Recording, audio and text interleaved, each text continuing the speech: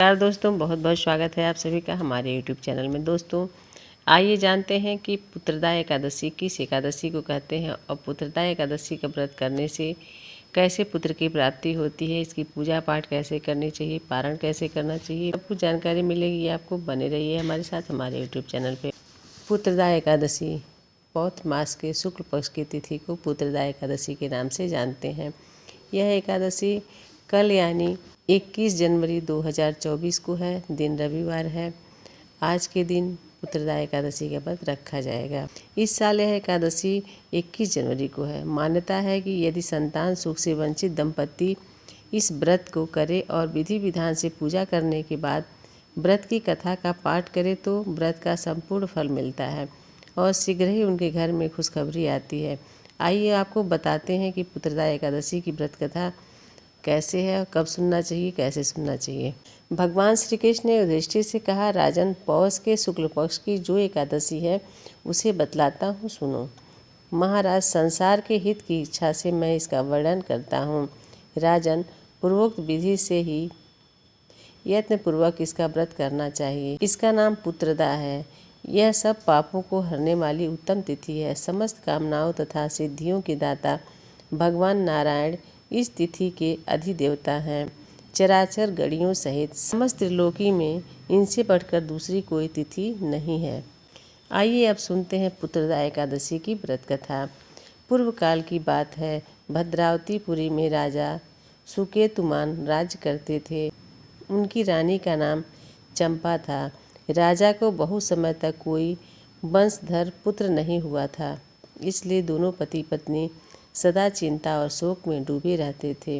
राजा के पितर उनके दिए हुए जल को बड़े ही शोक के साथ पीते थे और सोचते थे कि राजा के बाद और कोई ऐसा नहीं दिखाई देता जो हम लोगों का तर्पण करेगा। यह सोच सोचकर उनके पितृ यानी पितर दुखी रहते थे। एक दिन राजा घोड़े पर सवार हो गहन वन में चले गए। पुरोहित आदि किसी को भी इस बात का पता न था। मृग और पक्षियों से सेवित उस संघन कानन वन में राजा भ्रमण करने लगे। मार्ग में कहीं सियार की बोली सुनाई पड़ती थी तो कहीं उल्लुओं की।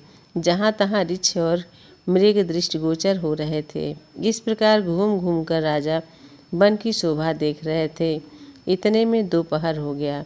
राजा को भूख और प्यास सताने लगी। वे जल की खोज में इधर उधर दौड़ने लगे। किसी पुण्य के प्रभाव से उन्हें एक उत्तम सरोवर दिखाई दिया, जिसके समीप मुनियों के बहुत से आश्रम थे। शोभाशाली नरेश ने उन आश्रमों की ओर देखा तो उस समय शुभ की सूचना देने वाले शकुन होने लगे। राजा का दाहिना नेत्र और दाहिना हाथ फड़कने लगा, जो उत्तम फल की सूचना दे रहा था।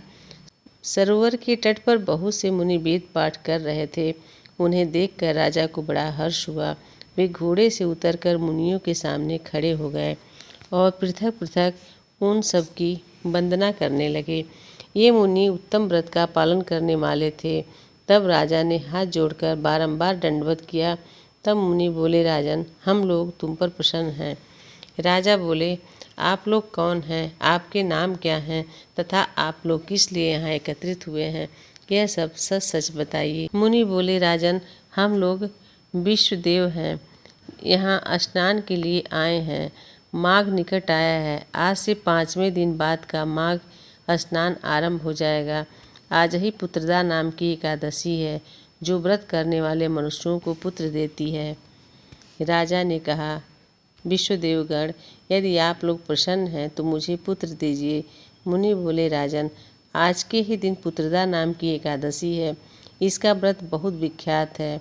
तुम आज इस उत्तम व्रत का पालन करो। महाराज, भगवान केशव के प्रसाद से तुम्हें अवश्य पुत्र प्राप्त होगा। इस प्रकार उन मुनियों के कहने से राजा ने उत्तम व्रत का पालन किया।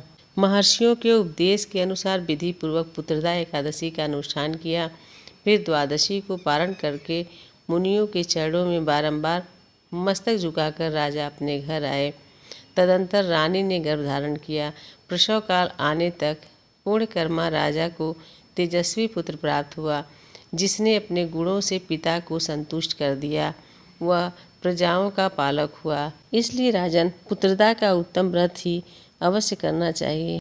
मैंने लोगों के हित के लिए तुम्हारे सामने इसका वर्णन किया है। जो मनुष्य एकाग्रचित्त होकर पुत्रदा का व्रत करते हैं वे इस लोक में पुत्र पाकर मृत्यु के पश्चात स्वर्गगामी होते हैं।